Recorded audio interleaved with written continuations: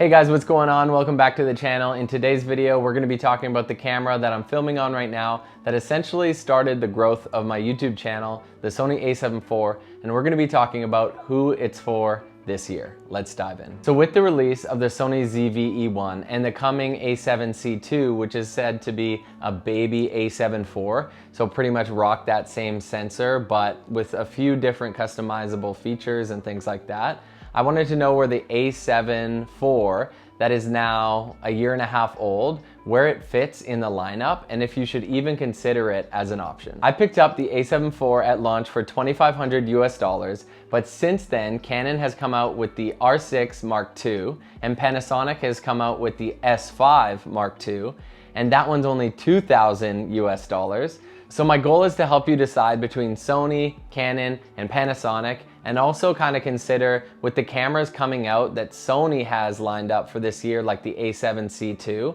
is the Sony A7IV still the best option for hybrid photographers and videographers? So I'm a little biased because I love the A7IV, so I think we need to look at the cons first. So the first con is that the LCD screen on this camera, while it's fully articulating, it doesn't have the best resolution in its class. So it has a 1 million dot LCD screen, but the Canon R6 Mark II has a 1.6 million dot, and the Panasonic S5 II has a 1.8 million dot screen. So the resolution is kind of unmatched when you go to the Canon and Panasonic. Another big downfall with the Sony A7IV that I personally have gotten over, but it's that 4K 60 crop, and it's not just a little crop, it's 1.5 times that 4K 60.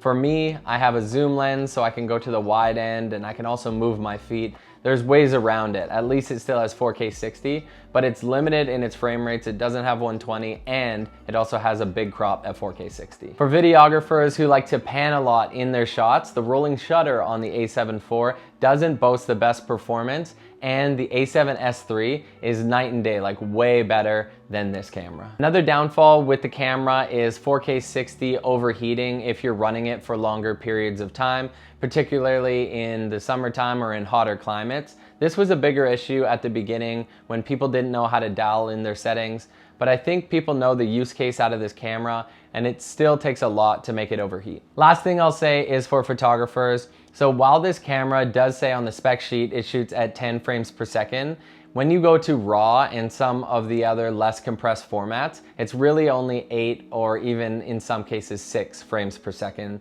in continuous shooting. Really quick, if you're enjoying this video, it goes a really long way if you could just leave it a like. 3, 2, 1. Thank you so much, and let's dive back in. Okay, but this camera is good too, right? Yes, it's still amazing. It's still a really solid camera. So why would you go and pick it up? Number one for me has been the low light performance, having that dual native ISO, so you can run 3200 as a base ISO in this camera, and that just gives you a lot less noise in low light situations. And me only having a zoom lens that drops down to 2.8, it makes that lens so much more versatile. Number two, the quality out of this camera for video, it's an oversampled 7K. So yeah, it's spitting out a 4K file, but it's from 7K and then downsampled from there. So it's really, really clear video footage, and it's been incredible. It can pick out like the threads on my shirt. So that's been a game changer. Another thing about this camera that I absolutely love is the 4K 60 422 10-bit. So I love the ability to play with colors in post,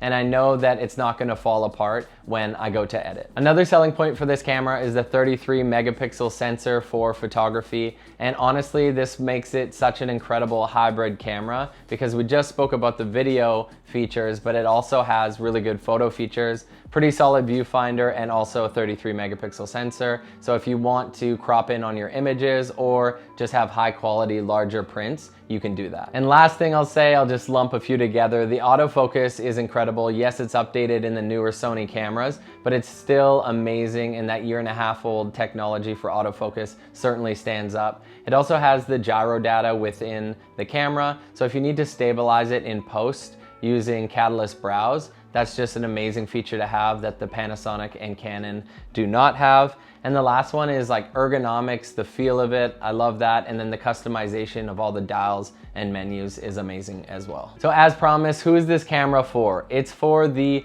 professional hybrid shooter who can handle the minor video setbacks and doesn't need extreme burst mode performance for photography. To keep it simple, if you're upgrading from the Sony ecosystem and you already have the lenses, don't even worry about the R6 and Panasonic camera because those two, they're very much on par and it's not worth switching ecosystems for.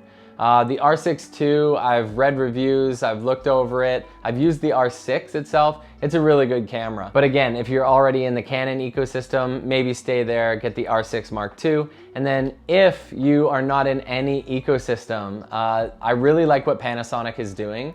And the S5 Mark II is an incredible value for $2,000 US. So that makes it $500 US cheaper than the R6 Mark II and the Sony A7 IV. To summarize, is the A7 IV still worth it a year and a half later? Absolutely. I'm gonna be keeping this camera for easy another 2 years, and I still recommend it to this day for people who are similar in my style of creating. If you made it this far in the video, you are a real one. Thanks for stopping by, and we'll see you in the next one. Peace.